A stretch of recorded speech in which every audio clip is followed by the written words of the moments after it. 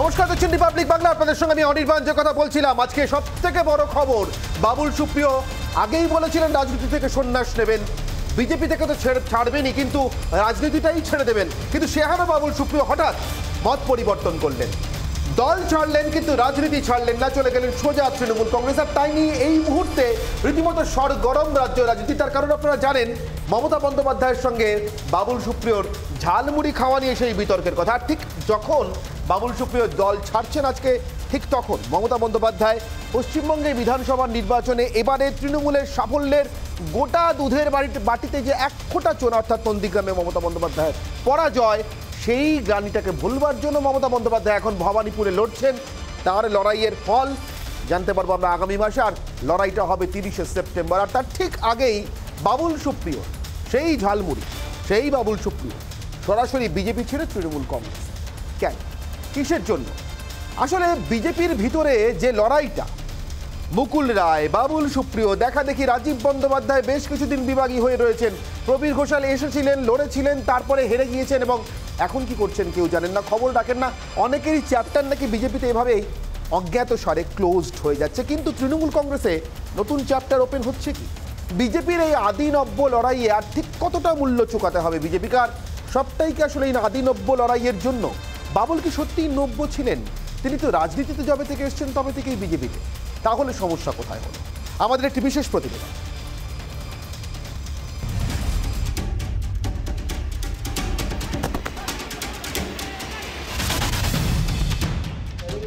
পদ্মফুলের সঙ্গ ছাড়ার সঙ্গেই রাজনীতিকে আলবিদা। ঘাসফুলের হাত ধরে ফের রাজনীতির ময়দানে কামব্যাক। 1.5 মাসের ব্যবধানে বাবুল সুপ্রিয়র দুই ভিন্ন রাজনৈতিক অবস্থান প্রত্যক্ষ করল বাংলা তথা দেশবাসী।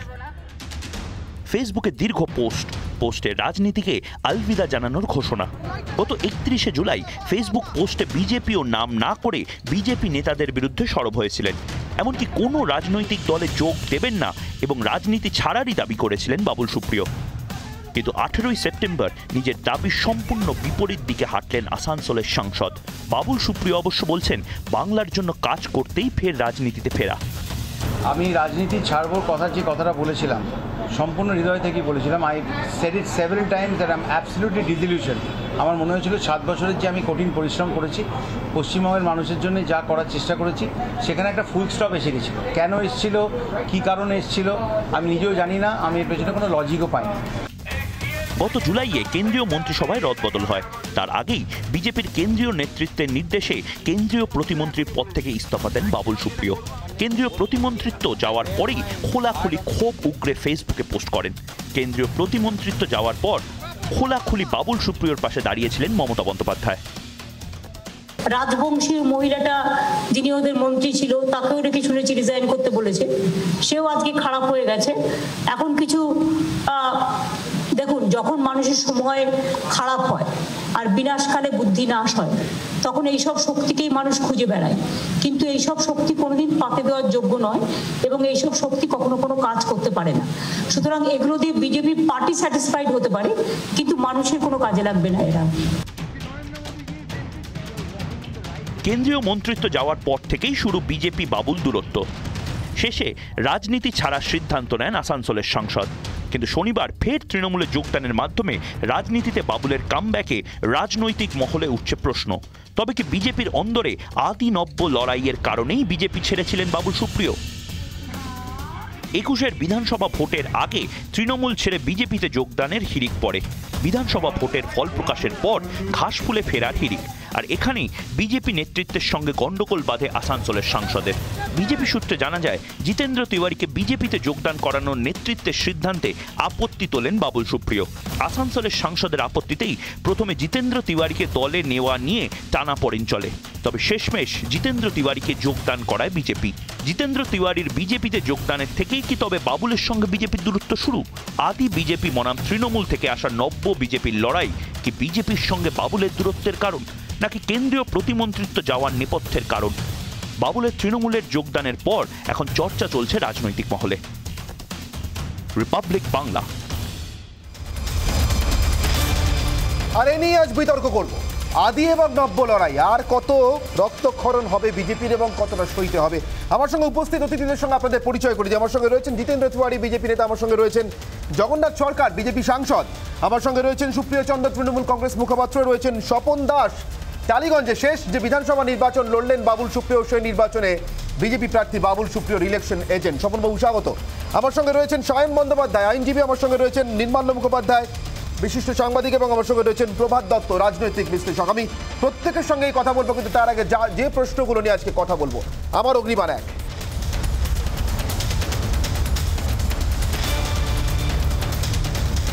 বাবুল দল ছাড়ায় কতটা ক্ষতি আসলে বিজেপির? অগ্নিবাণ দুই,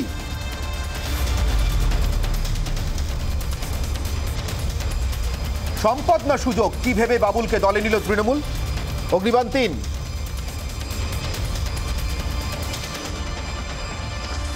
আদি নব্য লড়াইয়ে আর কত ক্ষতি সইবে বিজেপি? বাবুল সুপ্রিয় কি সাম্প্রতিক সময় বিজেপির ভিতরে যে আদি এবং নব্যের লড়াই, সেই লড়াইয়েরই ফল বাবুল সুপ্রিয়র এই ইস্তফা, দল ছাড়া, তৃণমূল কংগ্রেসে যোগ দেওয়া? আমি একে একে যাই। আমি প্রথম জগন্নাথ বাবুর কাছে যাই। জগন্নাথ সরকার, যিনি দলের ভিতরে সংঘের মানুষ বলে পরিচিত, শাখা করা মানুষ। জগন্নাথ বাবু, আপনারা যারা বিজেপিটা করতে এসছেন শাখা করতে করতে, অর্থাৎ রাষ্ট্রীয় স্বয়ংসেবক সংঘের স্বয়ংসেবক হিসেবে কোনো একদিন সংঘ হয়তো আপনাদেরকে বলেছে আরও অন্য দায়িত্ব নেওয়ার জন্য রাজনীতি করতে যেতে হবে, যেভাবে আপনাদের মতো মানুষের রাজনীতিতে আসা, আপনাদের কাছে কি কোনোদিন আপনার লোক, নিজের লোক হয়ে উঠতে পেরেছিলেন বাবুল সুপ্রিয়? দেখুন, ভারতীয় জনতা পার্টি ব্যক্তিভিত্তিক নয়, তার মূল আদর্শ হচ্ছে তার নিজস্ব চিন্তাধারা, ভারতবর্ষের কৃষ্টি কালচার, ভারতের যে সংস্কৃতি, যে সংস্কৃতির কথা, যে দর্শনের কথা স্বামী বিবেকানন্দ বিশ্বের দরবারে তুলে গেছেন, সেটাকে অবলম্বন করেই আমাদের পণ্ডিত দীনদয়াল উপাধ্যায় তার একাত্মতা মানববাদ তার বিষয় উপস্থাপন করেছেন। তাকে ভিত্তি করেই আমরা চলি। তাই এখানে ব্যক্তিবাদের কোনো জায়গা নেই। কে বাবুল সুপ্রিয়, কে জগন্নাথ সরকার, দিলীপ ঘোষকে, এটা বড় কথা নয়। মতাদর্শ নিয়ে দেশের কাজ করা, আর সেটাই হচ্ছে আমাদের সম্পদ। আর সেই সম্পদ নিয়েই আমরা দেখলাম স্বাধীনতার পরে, যেখানে সরকারি দল কংগ্রেস, বিরোধী দল সিপিএম, তার মাঝখান দিয়ে এই নতুন ভাবনায় ভাবিত সমগ্র মিডিয়া সমাজ, টোটাল বিজেপির বিরুদ্ধে অপপ্রচার, বিজেপি, বুঝলাম জগন্নাথ বাবু, কিন্তু আমার প্রশ্ন, বাবুল সুপ্রিয় আপনাদের কাছে দলে আসার পরে সম্পদ ছিলেন, কাজে না লাগে আমরা ক্ষমতায় আসতে পেরেছি। তাই বিজেপি বাবুল সুপ্রিয় পদত্যাগ করলো, কে কোথায় গেল, এর ওপর বিজেপির স্থায়িত্ব বা ক্ষমতা দখলের রাজনীতি নির্ভর করে না। আমি আপনার কাছ থেকে একটু নির্মলা বাবুর কাছে যাব একটাই কারণে। নির্মলা বাবু ঠিক যেভাবে, যে প্রত্যয়ের সঙ্গে জগন্নাথ বাবু বলছেন, এই ব্যক্তিবাদটা নয়, আদর্শবাদটা, দলটাই বড় কথা। আমার শুনতে ভালো লাগছে। আমার আসলে মনে পড়ে যাচ্ছে আরও একটি দলের কথা, বা আরও একটা মতবাদিক চিন্তার কথা, বামপন্থীদের কথা বলছি। আপনি নিশ্চয়ই বুঝতে পারছেন, সিপিএম, সিপিআই, এমএল সব ধরেই বলছি। এইসব দলের নেতারাও ঠিক একই কথা বলেন, দল থেকে কেউ বিচ্ছিন্ন হলে, চলে গেলে, প্রথম কথা তো রাজনৈতিক আদর্শে বিচ্ছিন্ন হওয়ার সুযোগই নেই। যাই হোক, আমি তো সেই প্রশ্নে যাচ্ছি না, কিন্তু তারা বলেন যে ব্যক্তি বিশেষের যাওয়া আসায় আন্দোলনের কোনো প্রভাব পড়বে না। একই রকম রেজিমেন্টেশন আমরা জানতাম বিজেপিতে। জগন্নাথ বাবুরা বলছেন কথাটা একই সুরে, একইভাবে, যেভাবে 20 বছর আগে বলতেন। আমার প্রশ্ন নির্মল্যবাবু, 20 বছর আগে বিজেপিতে আসা যাওয়া যতটা সহজ ছিল, আজকে কি তাই? দেখুন, কয়েকদিন আগে আমি একজন বিজেপি নেতার সঙ্গে কথা বলছিলাম, আমার একটা লেখার ব্যাপার। উনি আদর্শগত অনেকদিন ধরেই বিজেপির সঙ্গে যুক্ত, সংঘে ছিলেন, তারপরে বিজেপিতে কাজ করতে এসছেন। যাই হোক, সেটা তো আপনি যা বললেন ট্রান্সফার হয়ে গেল। তা উনি বলেছেন বেনজল যত বেরিয়ে যায় তত ভালো। তা আমি বাবুলকে বেনজল হিসেবে দেখবো কিনা জানি না, কারণ সাংবাদিক হিসেবে আমার এভাবে তাকে দেখা উচিত হবে না। কিন্তু যাই হোক, বিজেপির অন্দরে যারা বিজেপির আদর্শগতকরণে থাকে, তারা এরকম বেরিয়ে যাওয়াটাকে অনেক সময় বেনজল মনে করতে পারে। এটা গেল এক। দ্বিতীয় কথা, বাবুলের ঝালমুড়ি পলিটিক্সটাই আলটিমেটলি দাঁড়ালো, এবং এই মন্ত্রিত্ব চলে যাওয়া, বাবুল প্রথমে এসেছিলেন, এসেই মন্ত্রী হয়েছিলেন, এবং 3 বার মন্ত্রী, এবং তারপরে মন্ত্রিত্ব চলে যাওয়াটা যে কোনো কারণেই হোক ওর কাছে হয়তো খুব বেদনার ব্যাপার হয়ে গেছিল। এবং ওই যে উনি বলছেন বাংলার জন্য আমি কাজ করতে চাই, এবং অথচ এই বাংলাতেই উনি আওয়াজ তুলেছিলেন আর নয় অন্যায়। তার মানে মমতা যদি ক্ষমতায় এসে গেছে, সুতরাং ওর কথা ধরলে একটা অন্যায় হয়েছে, কিন্তু সেই অন্যায়ের সঙ্গেই উনি সাথী হলেন। এটাই আমার কাছে খুব অবাক লাগছে যে আর নয় অন্যায়। আমার কাছে অবাক লাগাটা কোথায় জানেন? আমার কাছে অবাক লাগাটা হচ্ছে একটা রেজিমেন্টেড পার্টির ভিতরে একজন সৈনিক তার তার তার তার মিত্র নির্বাচন, তার বিপদ নির্বাচন, তার অন্যায় নির্বাচন, ন্যায় অন্যায় বোধ এত ফ্রিকোয়েন্টলি চেঞ্জ করতে পারে। বাবুল সুপ্রিয় তৃণমূলে গিয়েছেন বলে বলছি না, কিন্তু মানে ঠিক উল্টোটা যদি হতো, মানে আজকে যদি ধরুন মানে সাড়ম্বরে বিজেপি তৃণমূল থেকে কাউকে নিয়ে আসতো, আমি কিন্তু প্রশ্নটা তুলতাম। তার কারণ আমার মূল প্রশ্নটা ওইখানে, বিজেপিতে আসা আর যাও সেটা কি খুব সহজ হয়ে গেছে? আমি আসবো এই প্রশ্ন নিয়ে। এই মুহূর্তে আসানসোলের একটা ছবি আপনাদেরকে দেখাই, একটা আসানসোলের ছবি দেখাই আপনাদেরকে, যেখানে বাবুল সুপ্রিয়র দলত্যাগের পর মিষ্টি বিতরণ হচ্ছে।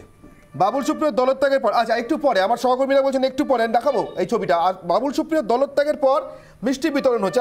আমি স্বপন বাবুর কাছে আসি। বাবুল সুপ্রিয়র ইলেকশন এজেন্ট, শেষ বিধানসভা যে নির্বাচন এবং সম্ভবত জানি না, রাজনীতিতে শেষ কথা বলা যায় না, আপাতত বাবুল সুপ্রিয়র বিজেপিতে লাস্ট ইনিংসের লাস্ট নির্বাচনের ইলেকশন এজেন্ট। স্বপন বাবু কেমন দেখেছেন টালিগঞ্জে বাবুল সুপ্রিয়কে? ওই প্রচারের সময় বেরিয়ে মনে হতো 4 মাস পরে লোকটা দল ছেড়ে দেবে?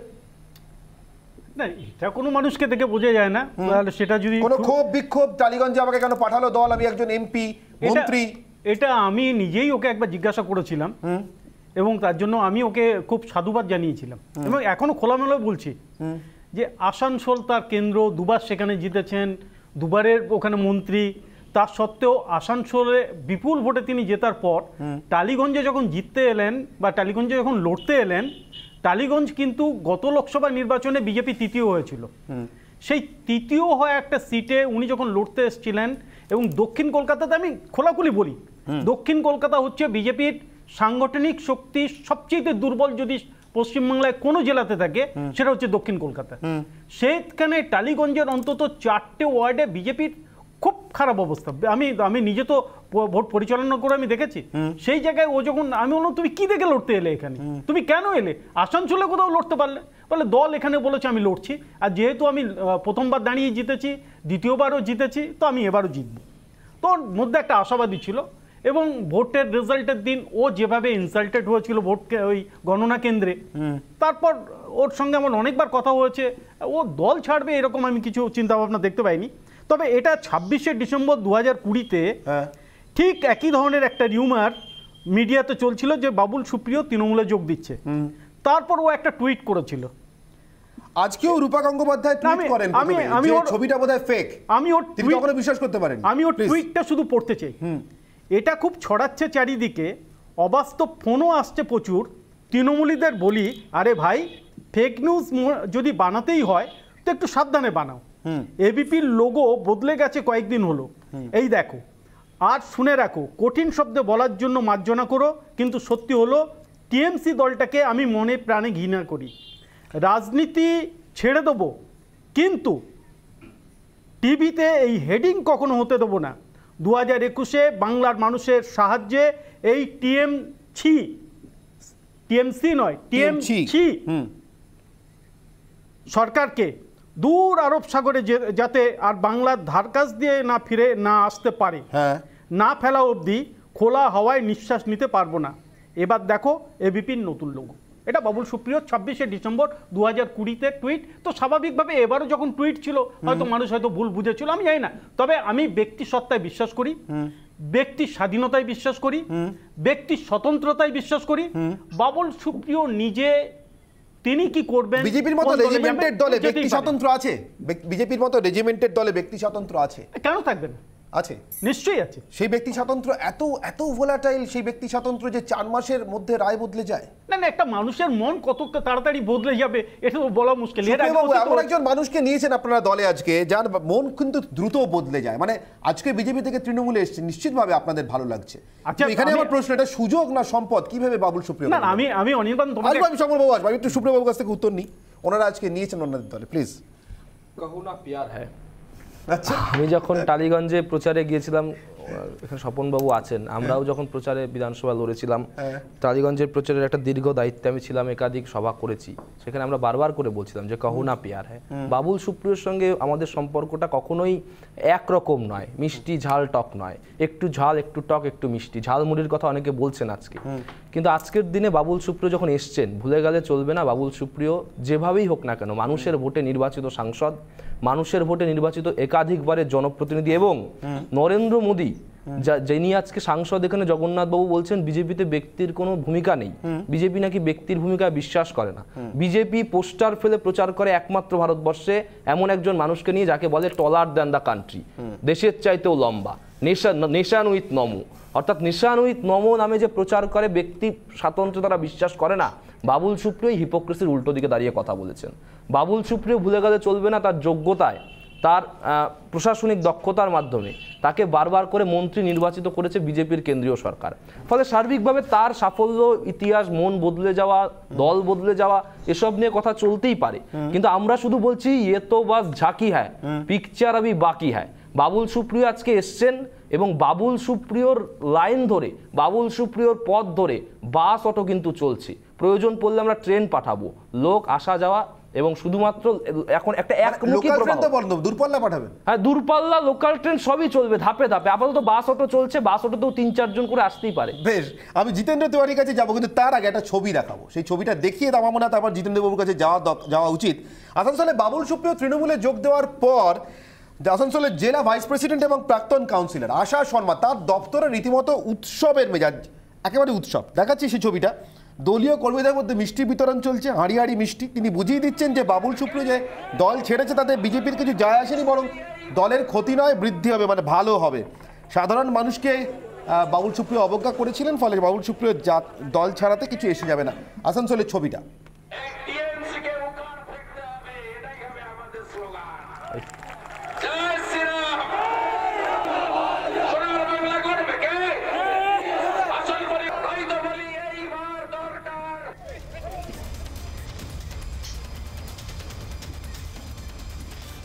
ব্রজগোপাল আমাদের প্রতিনিধি রয়েছেন সরাসরি আসানসোল থেকে আমাদের সঙ্গে। ব্রজগোপাল, ঠিক কি চলছে আশা শর্মার দপ্তরে, একটু দেখান প্লিজ।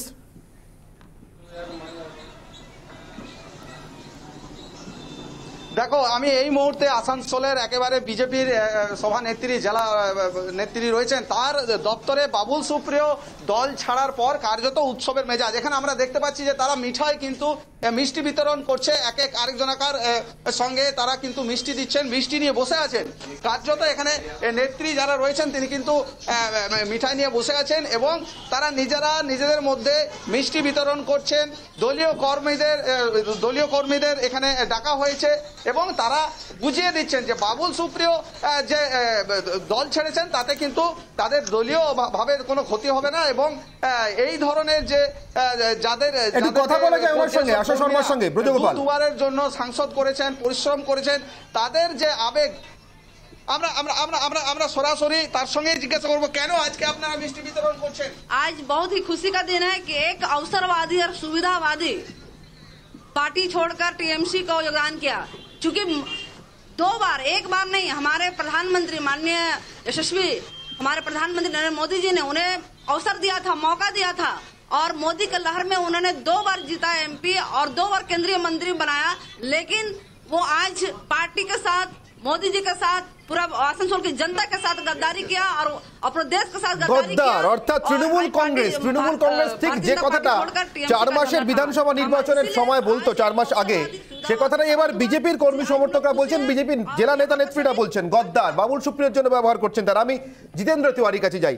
জিতেন্দ্র বাবু, আপনাকে দল ছাড়ার সময় যেটা শুনে আসতে হয়েছিল তৃণমূল থেকে বিজেপিতে, বাবুল সুপ্রিয় বিজেপি থেকে তৃণমূলে যাওয়ার দিন ঠিক সেটাই শুনছেন আসানসোলে। জিতেন্দ্র তিওয়ারির মন কি আজকে ভালো একটু হলেও?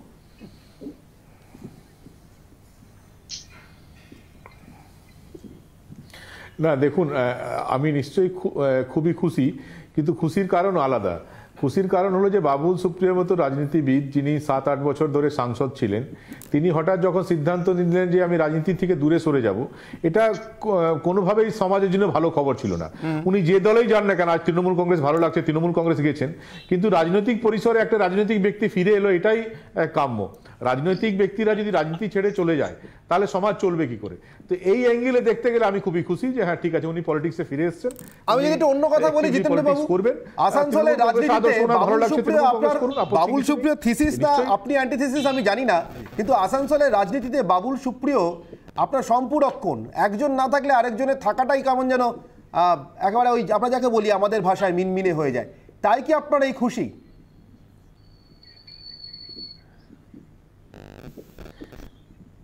না না, দেখুন ব্যক্তিগতভাবে ওনার সঙ্গে সবসময় আমার সম্পর্ক ভালো। আমরা যেহেতু ভিন্ন মেরুতে ছিলাম, আমি একটা অন্য দলে ছিলাম, উনি অন্য দলে ছিলেন। এতটাই ভালো যে আপনি তৃণমূল ছেড়ে বিজেপিতে আসার দিন বাবুল প্রকাশ্যে জানিয়ে ফেলেছিলেন, স্বাগত জানাতে পারছেন না। করতাম বাবুল সুপ্রিয়র সঙ্গে, না আমি জানি না যে উনি এরকম কিছু বলেছিলেন কিনা, যদি বলেও থাকেন তো এটা আপত্তির কিছু নেই। উনি আমাকে ব্যক্তিগতভাবে পছন্দ নাও করতে পারেন, সবার তো সবাইকে ভালো নাও লাগতে পারে, ব্যক্তিগত স্বাধীনতা তো আছেই। আমাকে ভালো লাগেনি, উনি প্রতিবাদ করেছিলেন, এতে তো আপত্তির কিছু নেই। কিন্তু উনি আবার পলিটিক্সে ফিরে এসেছেন, উনি যে দলেই যান না কেন, আমাদের দল ছেড়ে চলে গেছেন তার জন্য নিশ্চয়ই দুঃখ পাচ্ছি, কিন্তু রাজনৈতিক পরিসরে আবার ওনাকে দেখতে পাবো, এটা দেখে ভালো লাগছে। বাবুল সুপ্রিয়র বিরুদ্ধে দুটো লোকসভা নির্বাচনে জান প্রাণ কবুল করে খাটা জিতেন্দ্র তিওয়ারি, এবং সেই লোকসভা নির্বাচনগুলোতে বাবুল সুপ্রিয় এবং আপনি বারবার হেডলাইন্সে এসছেন নানা ঘটনার সূত্রে। তার মধ্যে হয়তো কিছু তিক্ততাও ছিল, কিন্তু আমি রাজনৈতিক তিক্ততার বাইরে না গিয়েই বলছি, একেবারে রাজনৈতিক তিক্ততার রাজনৈতিক যে ইতিহাস তার মধ্যে থেকেই বলছি। দল যদি এবার জিতেন্দ্র তিওয়ারিকে আসানসোলে বাবুল সুপ্রিয়র বিরুদ্ধে লড়তে বলে, লড়বেন?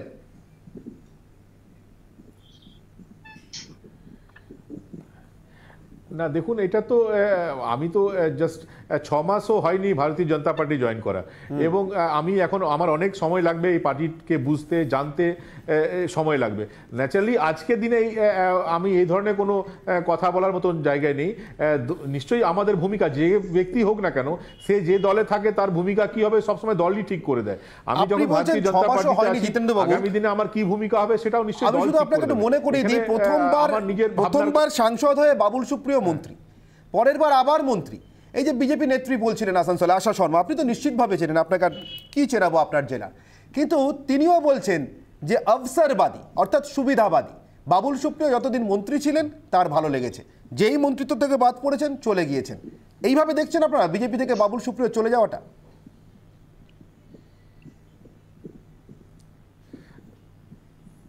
দেখুন, ভারতীয় জনতা পার্টির স্ট্যান্ড, ভারতীয় জনতা পার্টির সিনিয়র নেতা আমাদের জগন্নাথ দা আছেন, তিনি বলবেন, উনি সিনিয়র লিডার, উনি ভারতীয় জনতা পার্টির স্ট্যান্ডের কথা বলবেন।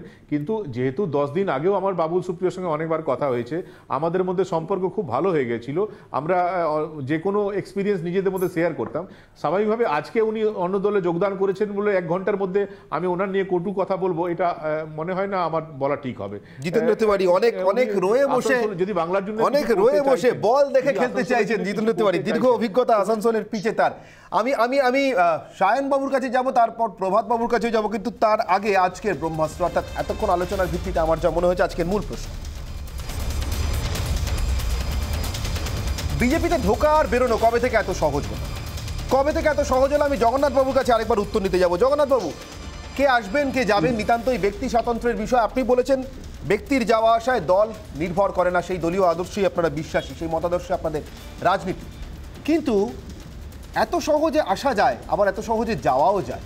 আমি এত সহজ কেন বলছি জগন্নাথবাবু? নিশ্চিতভাবে আপনি মনে রাখবেন যে আমি যখন বলছি এই কথাটা, যে বাবুল সুপ্রিয় প্রথমবার সাংসদ হয়েই মন্ত্রী, দ্বিতীয়বারও সাংসদ হয়ে মন্ত্রী, আর তৃতীয়বার মন্ত্রী হতে না পেরে সাংসদ পদ ছেড়ে তৃণমূলে।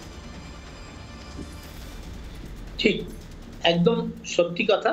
ভারতীয় জনতা পার্টিতে আসা খুবই সহজ, কঠিন কিছু নয়, এমন কিছু নয় কাউকে নেওয়া যাবে না অচ্ছুত এরকম ভাবনা যেমন নেই, তেমনি অতি গণতন্ত্রও আছে, ছেড়ে দিলেও কোনো অসুবিধা নেই।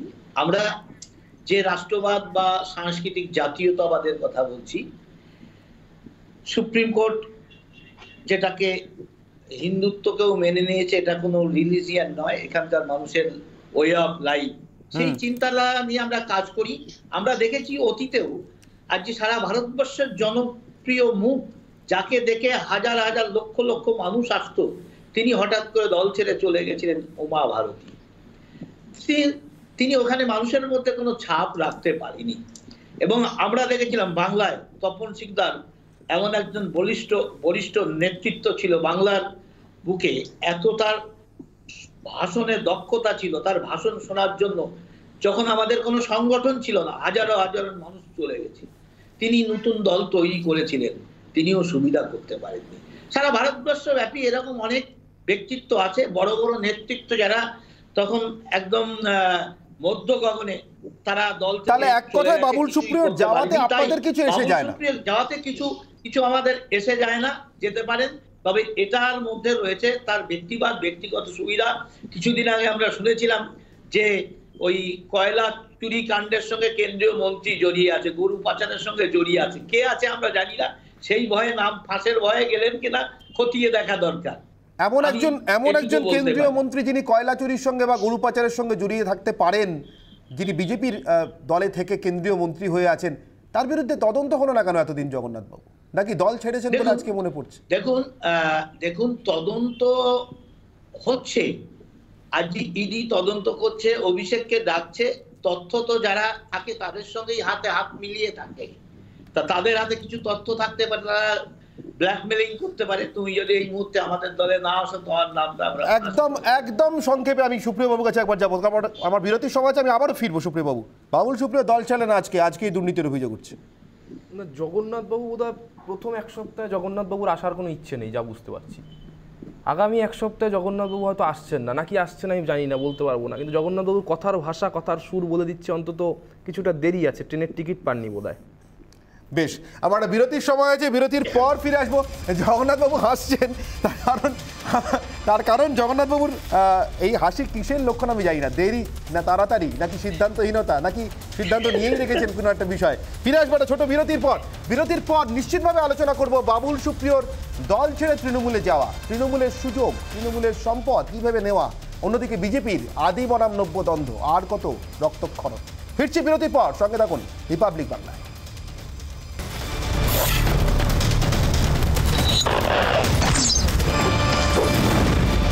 অগ্নিবারে ফিরলাম একটা বিরতির পর, এবং যে প্রশ্ন নিয়ে আলোচনা করবো বলেছিলাম, আমি একবার প্রভাত বাবুর কাছে যাই। প্রভাত বাবু, আমার ব্রহ্মাস্ত্র, আমার এই একটাই প্রশ্ন, আমি বোঝার চেষ্টা করছি। জগন্নাথ বাবু নিশ্চিতভাবে আজকে অস্বস্তির দিন, দীর্ঘদিনের স্বেচ্ছাসেবক, স্বয়ংসেবক সংঘের, ফলে জগন্নাথবাবু নিশ্চিতভাবে বলার চেষ্টা করবেন না ঢোকাটা সহজ, বেরোনোটাও সহজ, কিন্তু মাঝখানে আদর্শটাও আছে।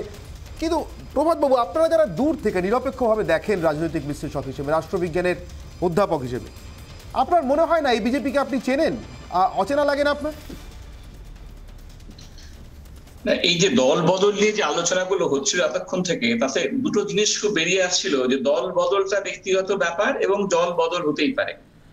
এখন একটা সময় একটা তত্ত্ব রাষ্ট্রবিজ্ঞানীরা খাড়া করেছিলেন, যে সমস্ত দলগুলো দলীয় নিয়ম কারণ খুব কড়া, সেই সমস্ত দলগুলোতে ডিসিপ্লিন যেখানে অনেক বেশি আছে, সেখানে এরকম দল বদল হওয়ার সম্ভাবনা কম। সেই যে তাত্ত্বিক দৃষ্টিভঙ্গি ছিল, সেই দৃষ্টিভঙ্গিও আজকে চ্যালেঞ্জের মুখে।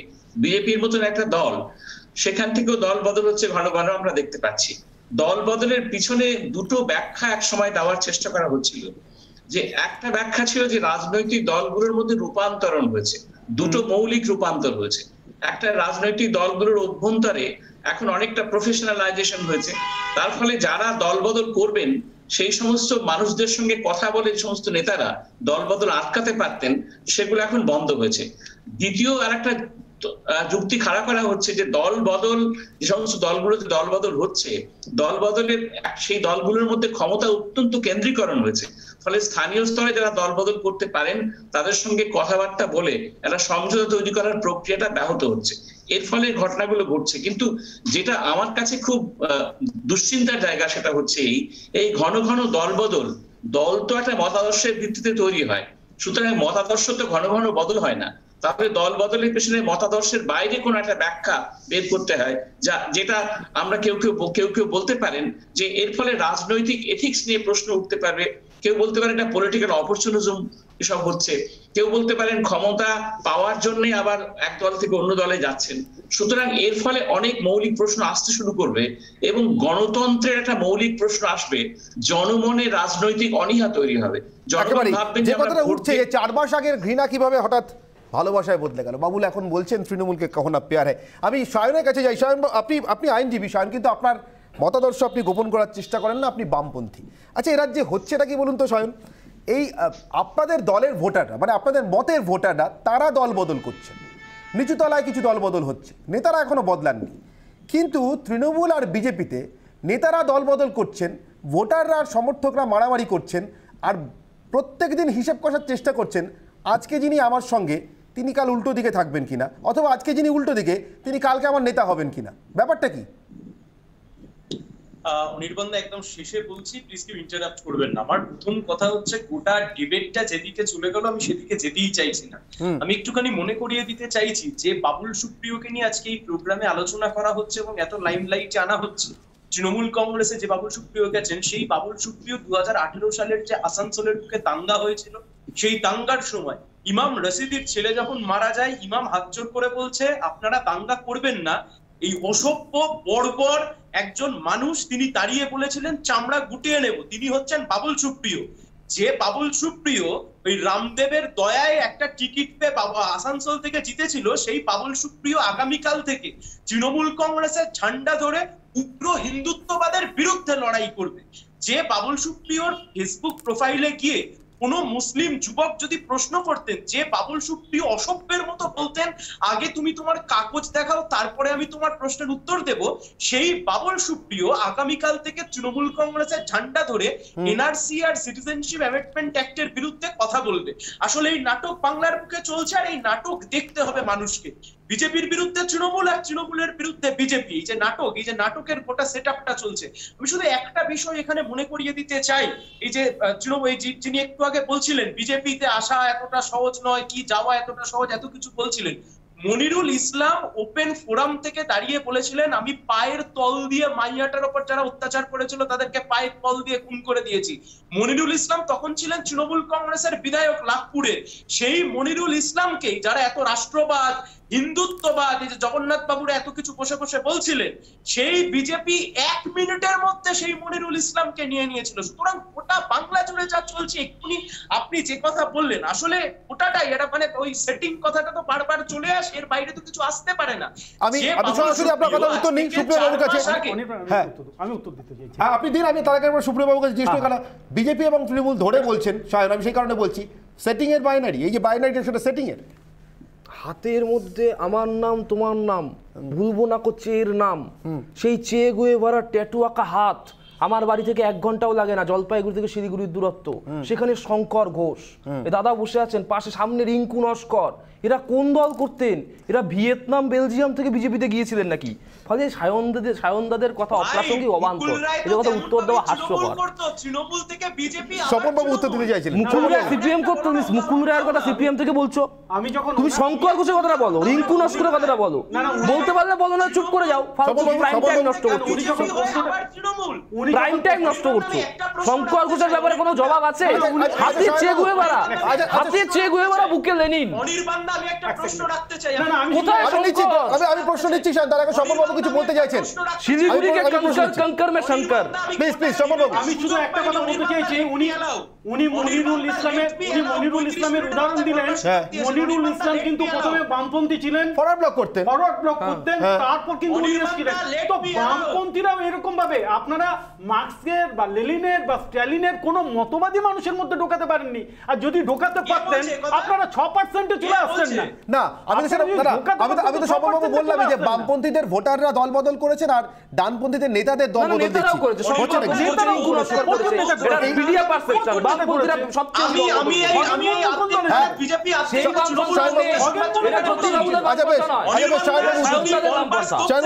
বলবেন আদারওয়াইজ আই কুইট, আমি বেরিয়ে যাচ্ছি। বিজেপির বক্তৃতা শুনবার জন্য এখানে বসে নেই। শাহবাবু বলুন। আমার একটা না, প্লিজ শাহবাবু বলুন। আরে শাহবাবু এক এক করে। শাহবাবু বলুন। যে রেজিমেন্টেড পার্টির কথা এক্ষুনি এতক্ষণ ধরে বলা হচ্ছিল, বিজেপি কোন রেজিমেন্টেশন ধরে বাংলার বুকে গড়ে উঠেছে? তৃণমূল বিরোধিতার ব্যানার ছাপিয়ে তুমি আমার দিকে এসো, তোমাকে সিপিআইএম এখন সাপোর্ট করতে পারছে না, তুমি আমার দিকে এসো, আমি তোমাকে ঠেকাবো। ঠেকানোর জায়গা তো আমরা দেখছি, কারণ একটা খুঁটির জোর নেই।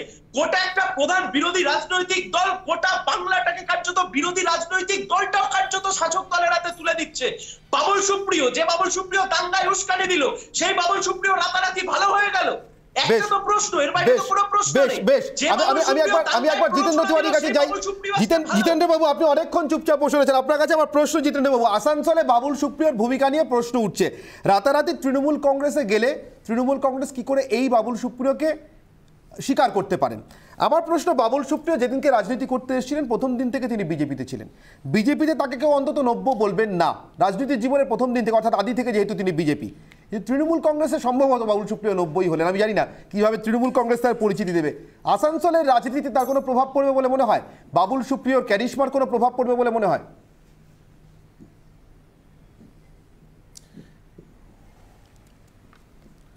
দেখুন, আসানসোলের মানুষ চায় যে আসানসোল যে পরিচয় আছে সারা বাংলায় বা সারা দেশে, ইন্ডাস্ট্রিয়াল বেল্ট হিসেবে যে পরিচয় ছিল, বিভিন্ন কলকারখানা যেটা বন্ধ হয়ে গেছে, সেই কলকারখানার চিমনি থেকে আবার ধোঁয়া বেরোক, এটা সবাই চায়। বাবুল সুপ্রিয় এখানে আসানসোলের এমপি ছিলেন, কেন্দ্রীয় মন্ত্রী ছিলেন, ওনার কাছেও আসানসোলের মানুষ এটাই চেয়েছিল যে ওই কলকারখানার চিমনি থেকে যদি ধোঁয়া বেরোয় আসানসোলের মানুষ খুশি হবে। আগামী দিনেও উনি যে দলেই থাক না কেন বা যেই ওখানকার এমপি হোক না কেন, আসানসোলের মানুষের একটাই আবেগ যে বিভিন্ন বিশ্বকর্মা পুজো গতকাল গেছে, সমস্ত চিমনি থেকে ধোঁয়া বেরোচ্ছে না, ইন্ডাস্ট্রিয়াল বেল্ট তার ইন্ডাস্ট্রি চরিত্র হারাচ্ছে, সেটা কি করে আবার ফিরিয়ে আনা যাবে, আবার কি করে এখানে ইন্ডাস্ট্রি আনা হবে, এটা নিয়ে আসানসোলের মানুষ বেশি চিন্তিত। যারা এটা নিয়ে কাজ করবে তাদের সঙ্গে আসানসোলের মানুষ থাকবে। জিতেন্দ্রবাবু, আপনার কাছে আমার একটা প্রশ্ন, আমি রিড করার চেষ্টা করছি না, কিন্তু আমার এতক্ষণ ধরে আপনার কথা শুনতে শুনতে মনে হয়েছে বাবুল সুপ্রিয় সম্পর্কে আপনি আজকে তুলনামূলকভাবে অনেক নরম। বিজেপিতে আপনি বাবুল সুপ্রিয়র পদাঙ্ক অনুসরণ করেছিলেন, তৃণমূলে ফেরার ক্ষেত্রেও কি করবেন?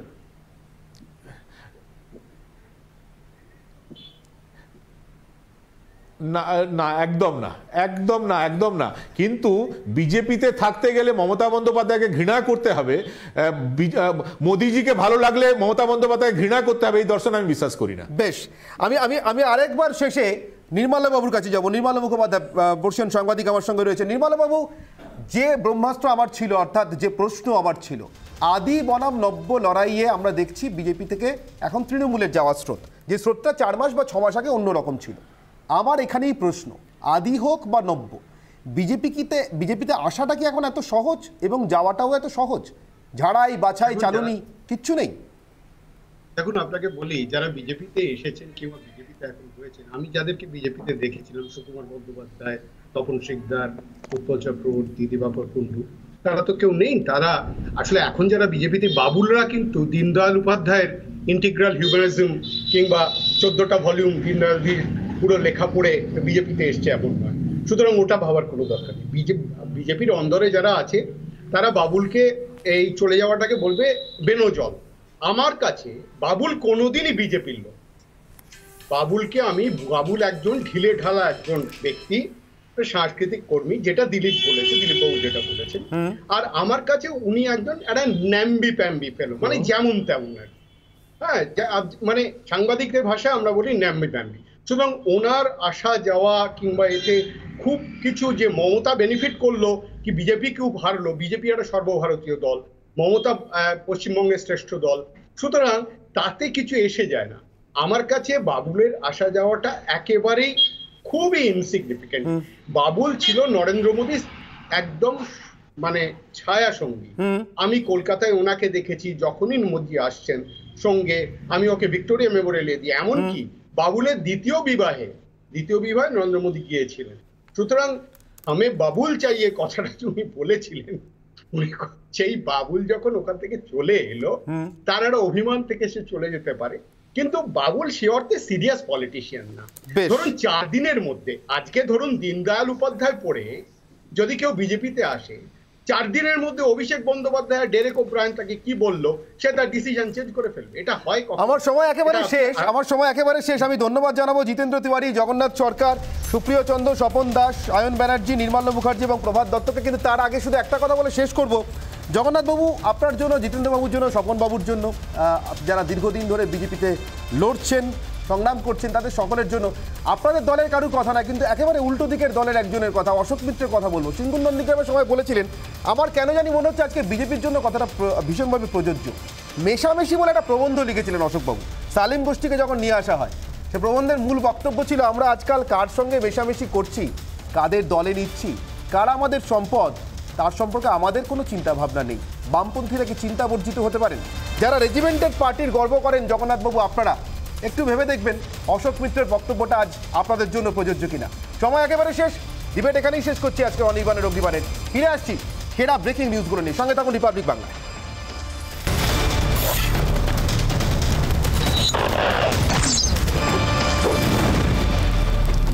অনির্বাণের অগ্নিবাণে ফিরে এলাম ব্রেকিং নিউজ সেগমেন্ট নিয়ে, যে খবরে আমাদের গত কয়েক ঘন্টা ধরে নজর, আপনাদের যে খবরে আগ্রহ। বাবুল সুপ্রিয়র একদিকে বিজেপি ত্যাগ এবং অন্যদিকে তৃণমূল কংগ্রেসে যোগদান। এই মুহূর্তে বাবুল সুপ্রিয়র বাড়ির সামনের ছবিটা ঠিক কিরকম? কেন্দ্রীয় বাহিনীর নিরাপত্তা প্রত্যাহার হয়ে গেছে, অর্থাৎ চোখে পড়ছে না। আমাদের প্রতিনিধি সৃজিতা রয়েছেন, চলুন আঁখো দেখি। সৃজিতা, কি দেখছো চোখের সামনে?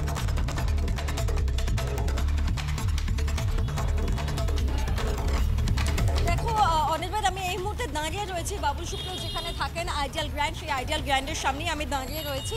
যদিও এই যে আবাসন, এই আবাসনের ভেতরে ঢুকতে দেওয়া হচ্ছে না, বলা হচ্ছে একদিকে বলা হচ্ছে যে পারমিশন নিন, পারমিশন নিলে তবেই ভেতরে ঢুকতে দেওয়া যাবে। আবার অপর একটি গেটে বলা হচ্ছে যে বাবুল সুপ্রিয় নাকি বাড়িতে নেই, অর্থাৎ কোথাও না কোথাও গিয়ে একটা দ্বন্দ্ব বা ধোঁয়াশা তৈরি করা হয়েছে যে আদৌ বাবুল সুপ্রিয় এখন এই মুহূর্তে বাড়িতে রয়েছেন কিনা। যদিও এই মুহূর্তে বাইরে থেকে তার কোনো কেন্দ্রীয় নিরাপত্তা রয়েছে কিনা সেই বিষয়টি অন্তত এখনো অব্দি লক্ষ্য করা যাচ্ছে না অনির্বাণ। তবে যে বিষয়টি ভীষণভাবে উল্লেখ্য যে বাবুল সুপ্রিয় কয়েকদিন আগে বলেছিলেন যে রাজনীতিতে না থেকেও মানুষের সেবা করা যায়, সেই বাবুল সুপ্রিয় কয়েকদিনের মধ্যেই খালি রাজনৈতিক দলের রংটা পরিবর্তন করলেন। অথচ এখনো অবধি তিনি আসানসোলের সাংসদ রয়েছেন এবং বিজেপিতে যখন ছিলেন সেই সময়তেই লড়াই করে তিনি আসানসোলের সাংসদ হয়েছিলেন। এবং বর্তমান পরিস্থিতিতে দাঁড়িয়ে যে বাবুল সুপ্রিয় কিছুদিন আগে তৃণমূল কংগ্রেসের নীতি এবং তৃণমূল মুখ্যমন্ত্রী মমতা বন্দ্যোপাধ্যায় তাদের যে রীতিনীতি রয়েছে, তাদের যে রাজনৈতিক প্রেক্ষাপট রয়েছে সেইগুলোকে নিয়ে সমালোচনা করেছেন, প্রশ্ন তুলেছেন। আজ দুদিন পর অনির্বাণ বাবুল সুপ্রিয় তিনি নিজেই তৃণমূল কংগ্রেসে যোগদান করলেন এবং যখন তিনি সেই বিষয়টি টুইট করে সকলকে জানাচ্ছেন তখন তিনি কোনো রাজনৈতিক মন্তব্য করছেন না। তিনি কোনো রাজনৈতিক মন্তব্য না করে জন মেয়ারের একটি গানের উল্লেখ করেছেন, বলা যেতে পারে তিনি সেটিকে রিটুইট করেছেন। অথচ তিনি রাজনৈতিক রং পরিবর্তন করছেন। বাবুল সুপ্রিয়র এই অবস্থানটাই হয়তো বা কোথাও না কোথাও গিয়ে একটু প্রশ্নের মুখে থেকে যাচ্ছে বা বিতর্ক তৈরি করছে অন্যান্যবারের মতোই, বারংবারের মতোই, যে বাবুল সুপ্রিয় রাজনৈতিক প্রেক্ষাপট পরিবর্তন করছেন কিন্তু বাবুল সুপ্রিয় রাজনীতির উল্লেখটা কখনো করছেন না। আর এখান থেকে কোথাও না কোথাও গিয়ে এই বিষয়টিও হয়তো প্রশ্ন জাগাচ্ছে অনির্বাণ, যে বাবুল সুপ্রিয় যখন আমরা দেখেছিলাম যে তার যখন মন্ত্রিত্ব তিনি ছেড়ে দেন তারপর থেকেই কি দলের সঙ্গে দূরত্ব তৈরি হয়, অর্থাৎ কোথাও না একেবারেই সেই প্রশ্নগুলোরই উত্তর খোঁজার চেষ্টা চলছে এবং এই চেষ্টা চালিয়ে যাব আমরা সৃজিতা। সাধারণ মানুষকে জানানোর চেষ্টা করব কেন বাবুলের এমন সিদ্ধান্ত। আপাতত বাবুলের বাড়ির সামনে থেকে কেন্দ্রীয় নিরাপত্তা প্রত্যাহার, আজ তৃণমূলে যোগ দেন বাবুল সুপ্রিয়। তারপরেই এই ছবি আপনাদেরকে দেখালাম যেখানে বাবুল সুপ্রিয় আদৌ বাড়িতে আছেন কিনা তা নিয়েও কিছুটা ধোঁয়াশা রয়েছে, যে আবাসনে তিনি থাকেন সেখানে। চলে আসছি পরবর্তী খবরে। একদিকে যখন বাবুল সুপ্রিয় তৃণমূল কংগ্রেসে যোগ দিচ্ছেন তখন একটুও ঢিলে দিচ্ছে না তৃণমূল কংগ্রেস, অন্তত ভবানীপুরের প্রচারে। আজ অভিষেক বন্দ্যোপাধ্যায় নিজে ভবানীপুরের লক্ষ্মীনারায়ণ মন্দিরে পুজো দিয়ে ভোট প্রচার করলেন। দুদিন আগেই মমতা বন্দ্যোপাধ্যায় নিজে গিয়েছিলেন। আমাদের প্রতিনিধি অনুপম রয়েছে। অনুপম, মন্দির সফর, মসজিদ সফর, গুরুদ্বারা সফর, ভবানীপুরে ঢিলে দিচ্ছে না তৃণমূল।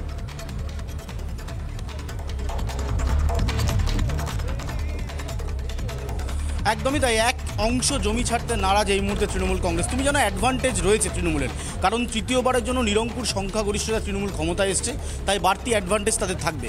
অন্যদিকে আজকে বাবুল সুপ্রিয় যোগদানের পর আরও বেশি কনফিডেন্ট লেভেলটা বেড়ে গিয়েছে তৃণমূল কংগ্রেসের, কারণ বিজেপিকে বড় ধাক্কা দিতে সক্ষম হলো এই মুহূর্তে তৃণমূল কংগ্রেস। এবং আমি এই মুহূর্তে যেখানে দাঁড়িয়ে রয়েছি শরৎ বোস রোডে লক্ষ্মীনারায়ণ মন্দির, তুমি দেখতে পাচ্ছ অনির্বাণদা ঠিক আমার পেছনে। এই মন্দিরে কিছুক্ষণ আগে পুজো দিয়েছেন অভিষেক বন্দ্যোপাধ্যায় এবং রজনীকে বললো বাঁদিকে দেখানোর জন্য। 350 জনকে আমন্ত্রণ করা হয়েছে। এই বিল্ডিংয়েই একটা কনফারেন্স হল রয়েছে যেখানে অভিষেক বন্দ্যোপাধ্যায় এই মুহূর্তে রয়েছেন। 350 জন মারোয়ারি এবং গুজরাটি সম্প্রদায়ের মানুষজনকে এখানে আমন্ত্রণ করা হয়েছে, তারা রয়েছেন। তাদের উদ্দেশ্যে অভিষেক বন্দ্যোপাধ্যায় বক্তব্য রাখছেন, যদিও সেখানে সংবাদ মাধ্যমের প্রবেশাধিকার নেই। কিন্তু কেন আজকে অভিষেক বন্দ্যোপাধ্যায়কে মারোয়ারি এবং গুজরাটি সম্প্রদায় লোকেদের সাথে বৈঠকে বসতে হচ্ছে? দুটো কেন্দ্র রয়েছে একেবারেই এই ব্যাখ্যা এবং বিশ্লেষণে নিশ্চিতভাবে আমরা পরে যাব। আপাতত তোমাকে ছাড়ছি অনুপম, ধন্যবাদ আমাদেরকে আপডেট দেওয়ার জন্য। ভবানীপুরে লক্ষ্মীনারায়ণ মন্দিরে পুজো দিয়ে এই মুহূর্তে অবাঙালি মানুষজনদের সঙ্গে বা হিন্দিভাষী মানুষজনদের সঙ্গে অন্য রাজ্য থেকে এই রাজ্যে আসা প্রবাসী মানুষজনদের সঙ্গে বৈঠক করছেন অভিষেক বন্দ্যোপাধ্যায়। যদিও সেই বৈঠকে সংবাদ মাধ্যমে প্রবেশ নিষেধ। স্বাভাবিকভাবেই হিন্দিভাষী ভোটকে যথেষ্ট গুরুত্ব দিচ্ছে ভবানীপুরে তৃণমূল কংগ্রেস। পরবর্তী ব্রেকিংয়ে চোখ রাখবো, পরবর্তী ব্রেকিং খবরে চোখ রাখবো। এই মুহূর্তের পরবর্তী ব্রেকিং, পাঞ্জাব নিয়ে কংগ্রেসের বৈঠক শেষ। আপনারা জানেন ক্যাপ্টেন অমরিন্দর সিং পাঞ্জাবের মুখ্যমন্ত্রী, আজ সকালেই তার সম্মান বোধে আঘাত লাগছে বারবার জানিয়েছিলেন এবং তারপর পদত্যাগ করেন। শেষমেশ বৈঠক শেষ হয়েছে। বৈঠকে দুটি জরুরি প্রস্তাব পাস হয়েছে। বিস্তারিত জানবো সিনিয়র এডিটর ময়ূক রঞ্জন ঘোষ আমার সঙ্গে রয়েছেন নিউজ রুম থেকে। ময়ূক, কি প্রস্তাব পাস হল?